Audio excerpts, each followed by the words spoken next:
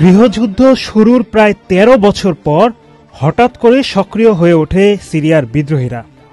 ১৩ বছরে যেখানে তারা প্রেসিডেন্ট বাশার আল আসাদকে হটাতে পারেনি, সেখানে মাত্র ২ সপ্তাহের মধ্যে কিভাবে তারা সিরিয়া দখল করল, এই প্রশ্নটা এখন ঘুরপাক খাচ্ছে।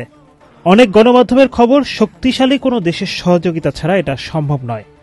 সম্প্রতি বিদ্রোহীদের কিছু মন্তব্যেও ইঙ্গিত মিলেছে তাদের পিছনে ইসরায়েলের মদদ থাকতে পারে। আসাদকে হটানো বিদ্রোহী গোষ্ঠীটির নাম হায়াত তাহরির আল শাম। এই সন্ত্রাসী গোষ্ঠীটি মূলত আল কায়েদার দল ছোট অংশ। এই গোষ্ঠীর নেতা আবু মোহাম্মদ আল জুলানি ২০০৩ সালে ইরাকে আল কায়েদাতে যোগদান করেছিলেন। ২০০৬ সালে ইরাকে মার্কিন বাহিনীর হাতে গ্রেপ্তার হন জুলানি এবং ৫ বছর আটক ছিলেন। মুক্তির পর আল জুলানিকে পরে সিরিয়ার আল কায়েদা শাখা আল নুসরা ফ্রন্ট প্রতিষ্ঠার দায়িত্ব দেওয়া হয়েছিল। নভেম্বরের শেষের দিকে এসটিএস আলেপ্পো শহর দখল করার পর তাদের বেশ কয়েকজন কর্মী ইসরায়েলি সংবাদ মাধ্যমে কথা বলেছিলেন। গাজায় নির্লজ্জ গণহত্যা চালানোর নির্দেশদাতা ইসরায়েলি প্রধানমন্ত্রী বেনিয়ামিন নেতানিয়াহুর শাসনের প্রশংসাও করেছিলেন তারা। শুধু সিরিয়ার বিদ্রোহীরাই নয়, বরং সিরিয়ার আল কায়েদাকে সরাসরি সাহায্য করেছে ইসরায়েল।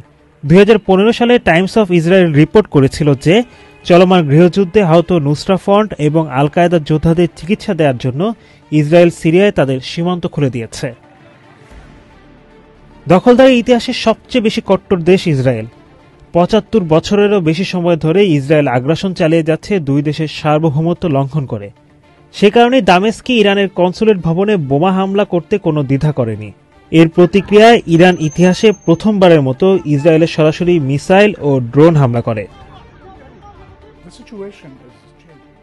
সিরিয়ার পররাষ্ট্রমন্ত্রীর দাবিতে উঠে এসেছে সিরিয়ার এই অভ্যুত্থানের পিছনে দায়ী ইসরায়েল। তার দাবি, বিদ্রোহীদের এই হামলা ইসরায়েলের নির্দেশনা অনুযায়ী হয়েছে। বিদ্রোহীরা ইসরায়েলের উদ্দেশ্য সাধন করেছে। ইরানের পররাষ্ট্রমন্ত্রী আব্বাস আরাকচিও সিরিয়া দখলের বিষয়ে নিন্দা জানিয়েছেন। তিনি বলেছেন, লেবানন ও ফিলিস্তিনে পরাজয়ের পর আমেরিকা ও ইসরায়েল সিরিয়ার বিরোধী বাহিনীগুলো দিয়ে হামলার পরিকল্পনা করেছে। বর্তমানে সিরিয়ার পরিস্থিতি দেখলে বোঝা যায়, সিরিয়াকে ইরানের প্রভাব থেকে মুক্ত করতে এবং আঞ্চলিক আধিপত্য বিস্তারের জন্য ইসরায়েল সেখানে একটি আলাদা গ্রুপ তৈরি করেছে।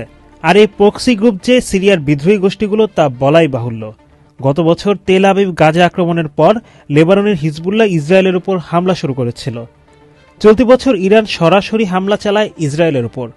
ধারণা করা হচ্ছে এবার ইরানকে ধরাশায়ী করতেই হয়তো ১৩ বছর পর সিরিয়ার বিদ্রোহীদের বেশি মাত্রায় অ্যাক্টিভ করে তুলেছে ইসরায়েল।